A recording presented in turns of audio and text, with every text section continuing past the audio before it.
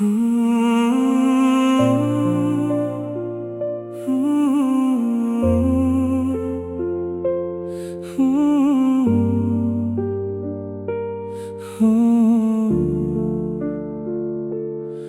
ធ្លាប់ប្រាប់ខ្ញុំថាគេមិនចង់បាត់ខ្ញុំទើបខ្ញុំជឿថាខ្ញុំសំខាន់សម្រាប់គេគ្រប់យប់ពួកយើងនិយាយគ្នាហូតដល់ភ្លឺរហូតខ្ញុំភ្លេចថាពួកយើងមិនមែនសង្សារពេលគេបារម្ភខ្ញុំក៏សប្បាយចិត្តគិតថាគេប្រហែលមានអារម្មណ៍ដូចខ្ញុំ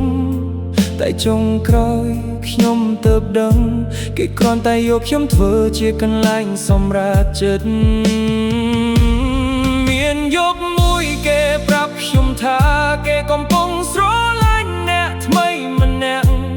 ខ្ញុំបានសានោះស្ងៀមសៀមទាំងបេះដូងស្ទើរលែងដកដង្ហើមខ្ញុំនៅតែធ្វើដូចមិនអីនៅតែជួយផ្ដល់យោបល់ឲ្យគេទោះក្នុងចិត្តខ្ញុំពេលនោះកំពុងឈឺរហូតចង់យំខ្ញុំមិនដឹងទេថាខ្ញុំគួរបន្តបែបណាពេលមនុស្សដែលខ្ញុំលួចស្រឡាញ់កំពុងប្រាប់ខ្ញុំពីការស្រឡាញ់អ្នកផ្សេងអីលើខ្ញុំបានសាចាស់អ្នកឯងអានពីដែលគេធ្លាប់ខេខ្ញុំ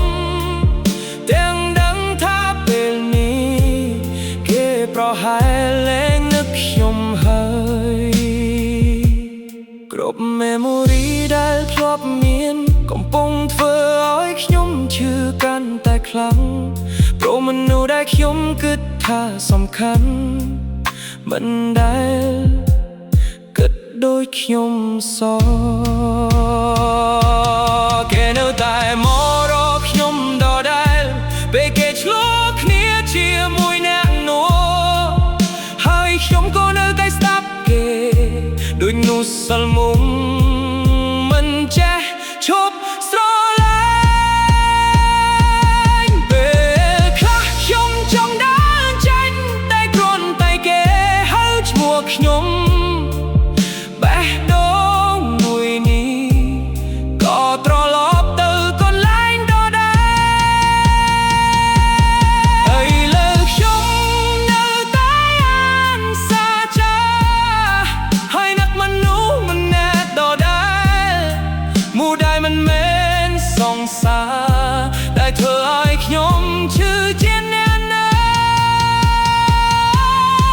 បាត់ថ្ងៃណាមួយគេលែងមករកខ្ញុំប្រហែលខ្ញុំនឹងខូចចិត្តខ្លាំងណាស់ព្រោះទូគ្មានឈ្មោះក្នុងទំនាក់ទំនងតែគេជាមនុស្សសំខាន់បំផុតក្នុងបេះដូងខ្ញុំ